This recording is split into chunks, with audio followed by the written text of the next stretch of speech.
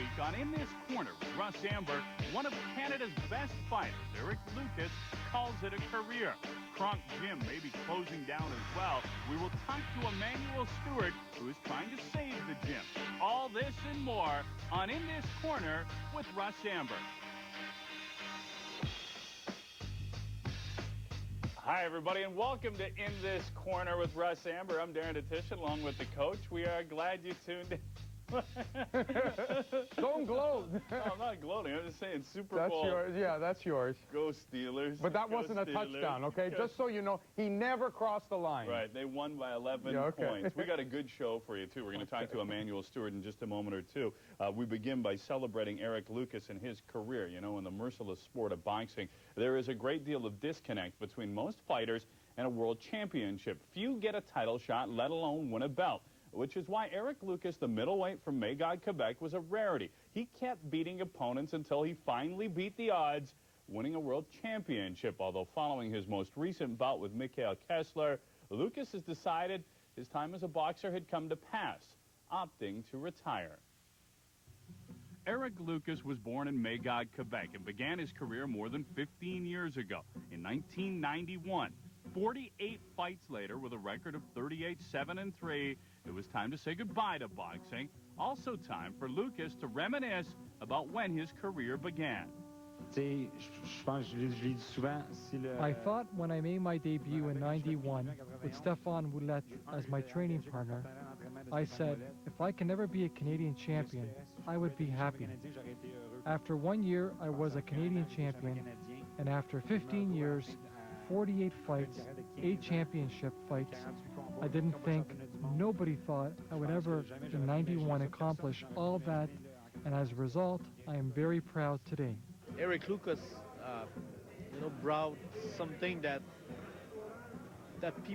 youngster would follow as a great advice, as a road that with the minimum of talent, dedication, heart, and most of all, respect, you can go far in boxing. He deserves to be proud, and Canadian boxing fans should also be proud of the career Lucas had. Ironically, the turning point in his career came from losses, not wins. The year 1997 changed my career.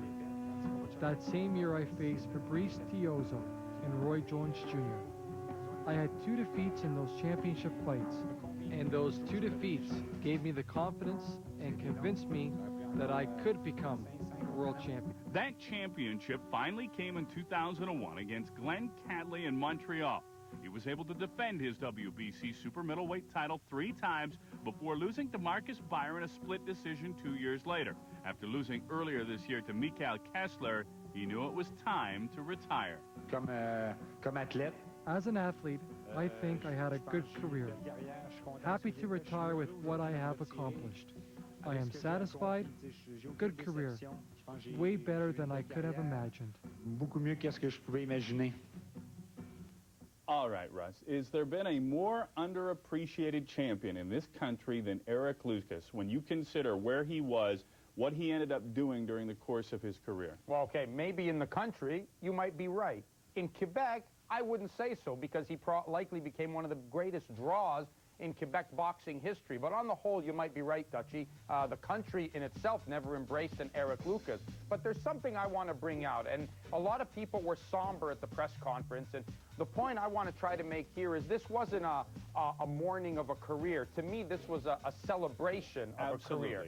And the reason I say that, and I'll throw this out to the viewers and I'll throw it out to yourself, I would like you to name me a single athlete. I thought about it in Quebec, but let's go nationally. A single athlete who came from the beginnings that Eric Lucas came from. And we're talking a very moderate, modest, mediocre amateur career from that beginning to becoming a world champion and fighting 8 world title fights. To me, that's the equivalent of a guy playing midget C hockey and becoming an NHL all-star. I don't know of any athlete in any sport who has achieved those heights like Eric Lucas achieved. Right. The one thing with Lucas, too, though, it should be duly pointed out that his English is like my French, which is... yeah, exactly. Which is pretty much non-existent. But I do think that you do illustrate just how far he came.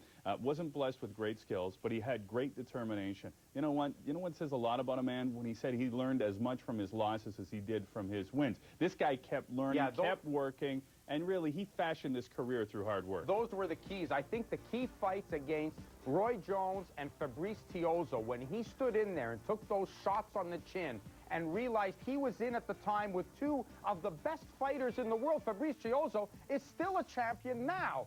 And he realized then that with just a little bit of work, he might be able to achieve something, and he did. And congratulations, Eric, on an absolutely outstanding career. You thrilled a lot of people. You know what? And I absolutely echo those comments. And it's not like he's going away permanently either. He's still very much involved in the sport of boxing as a promoter. So his legacy will continue. All right, we have to take a short break, but coming up next, he is the Uber trainer, Emanuel Steward, and his attempt to save the Kronk Gym in Detroit. Stay tuned.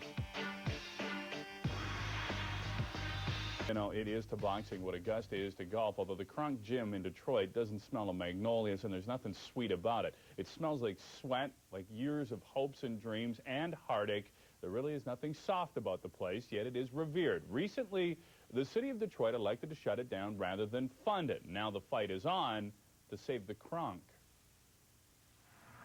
Known as Hockey Town, USA, Detroit also has a long and rich history when it comes to boxing.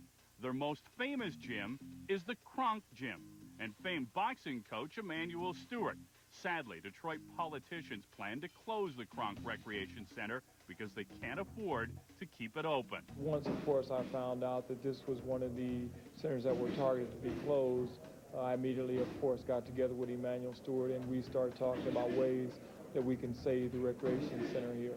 Emanuel Steward called me up and said, you know, he wants me to come down because they're having a fundraiser for Kronk, and you know, I felt it was a very important fundraiser because Kronk has produced a lot of great boxers, and I think it's a great program. Of course, we want to have fundraisers to raise money any way we possibly can, but the other thing we want to do is we want to look at, of course, writing grants to the state, local, and the national level, and try to get grant funds to, of course, keep the recreation center also open also.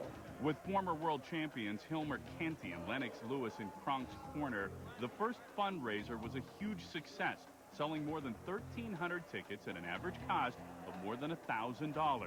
Somebody that's never been to the Kronk Gym, it's a place where you have to really go prove yourself. And, you know, you can't go there and be soft. You have to go there and be hard. That's to eat you up. I would like to afford a lot of the young men that are coming up now, I would like to afford them the same opportunities I had, you know, here at the Kronk Recreation Center, here at the Kronk boxing team. So I think that's the reason why it's so important for me to keep this center alive. However, tough decisions need to be made all the time. Why is it so important to keep the Kronk open? The main reason why is because it's not another recreation center within miles from here. So a lot of the children that normally come to this recreation center, a lot of the seniors that normally come to this recreation center, you know, they have to travel a far distance for their recreation. Another thing, too, is, you know, the history here is just so rich. When you start talking about Detroit, anytime you start talking about boxing anywhere in the world, Kronk boxing team is always going to be mentioned. The Kronk boxing team now is in its toughest fight. They've won the first round with a gala evening during Super Bowl week, but there are many more rounds left in the fight to save the Kronk. Now, as you just saw, the person whose name goes hand in hand with Kronk Gym is boxing trainer Emanuel Steward. To him, it's much more than a building. He credits the gym for saving him from a life of crime, and he's trained champions like Sugar Ray Leonard, Lennox Lewis, Oscar De La Hoya there. Now, fittingly, it is Steward who is leading the drive to save the Kronk, and Russ spoke to him before his fundraiser on Thursday. Hi, Manny. Thanks for joining us. Can you tell us what the situation is with the Kronk at this time? At the present time, we have made an arrangement with the city of Detroit to keep the recreation center open for 6 months. And during that time, we are to raise money that would fund the permanent keeping the gym open. And it looks like things are going very well. It looks like we will be able to keep the recreation center open. Not just the boxing part, but the entire recreation center, which is important for the entire community. Manny, I know this might be an obvious question, but why is this so important to you? Why is it so close to your heart? Well, keeping this recreation center open is important to me because not only is it a place where I spent 36 years of my best years of my life probably down here working to build us into almost like a boxing institution, really. But also the recreation center is very important for the whole community here. There's nothing anywhere near this area for the older people or the poor kids here to go to do anything. Basketball, they come here to swim, they shoot pool, play bingo, square dance. It's a very big part of the entire community. You were one of the founding fathers of the Kronk Gym. Yes, well, when I first came over here in 1969, I just came down here, just a little basement, which it still is, with one ring in it. And I brought my younger brother James to it to teach him how to box, and I put him in the Golden Gloves. And he won the Golden Gloves, the only boxer to win it really from this center. And then the next year, I took the job for $20 a week as the head coach for the center here, and I put 7 other boxers in addition to my brother James again, and all 7 won. And it became a national story all over the country that young coach in Detroit only produces champion, which it was a record. We went through 21 straight victories.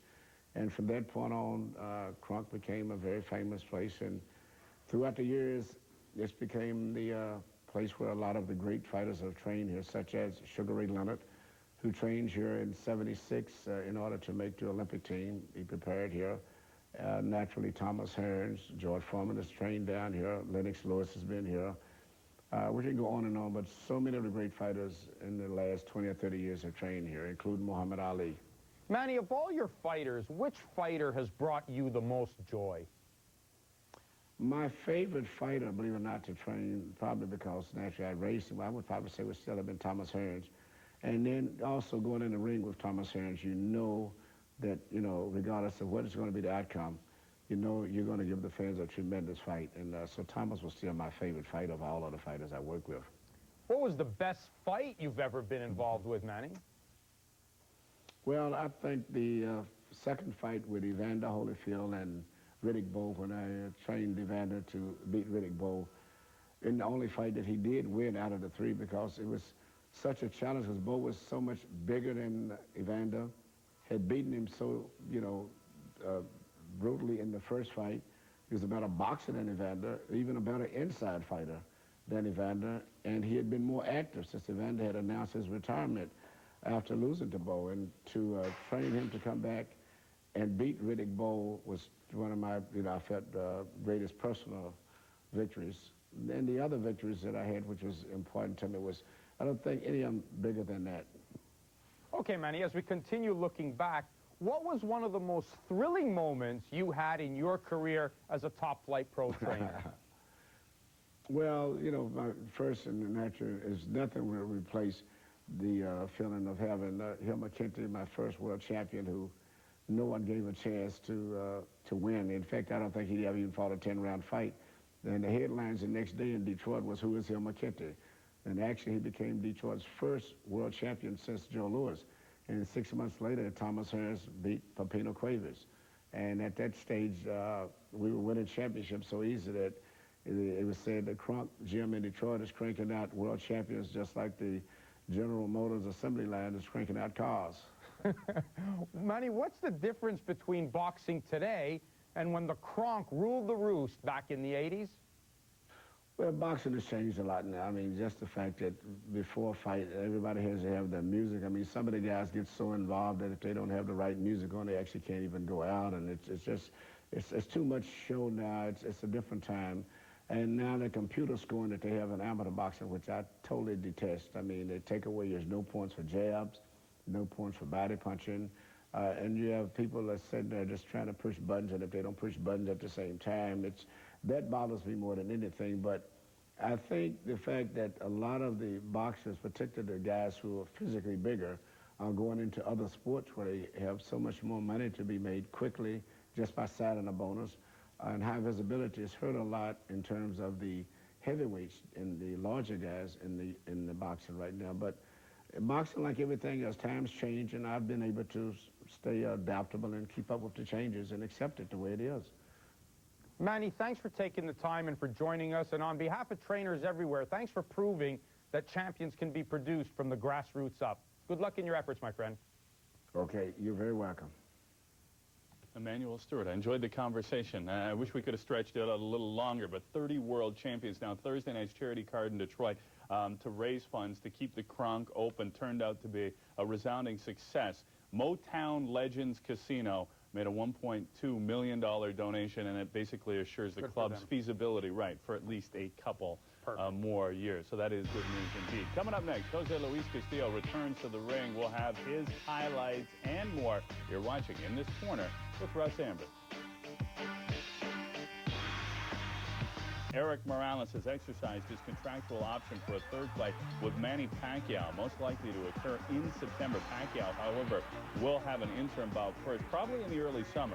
Morales' promoter, Bob Arum, is looking to take the fight to UNLV Sam Boyd Stadium. Morales suffered the first stoppage loss of his career to Pacquiao on January the 21st. He didn't look good in that fight. Left for dead a couple of weeks ago. It appears that the Jermaine Taylor-Winky Wright fight may be on after all. Negotiations have been difficult. At one time, they were called up, but the sides apparently are nearing a deal. It could happen June the 17th in Vegas. No site determined as of yet. And Arturo Gatti will undergo surgery on his right hand on Thursday, according to his promoter. Now, Gatti will have the tendon that connects his knuckle to his middle finger repaired. Gatti injured the hand in the 4th round of his 11th round TKO win over Thomas Damgard.